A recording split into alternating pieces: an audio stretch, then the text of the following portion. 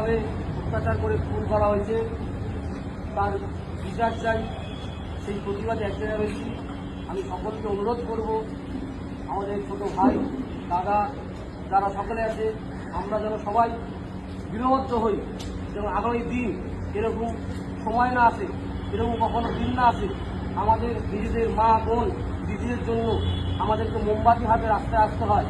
এই দিন যাতে না আসে তার জন্য আমাদের সকলকে সবসময় সজাগ থাকতে হবে, রাস্তায় নিজেদেরকে সবসময় চোখ কান খোলা রাখতে হবে এবং আমাদের বোনদের শক্তির জন্য আমাদের তাদের পাশে দাঁড়াতে হবে। আজকে আমরা আমাদের ছোট বোনের আত্মার শান্তি কামনায় আমরা সবাই এক মিনিট নীরবতা পালন করব।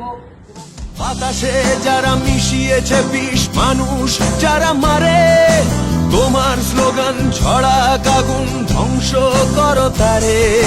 বাতাসে যারা মিশিয়েছে বিষ, মানুষ যারা মারে, তোমার স্লোগান ছড়া আগুন ধ্বংস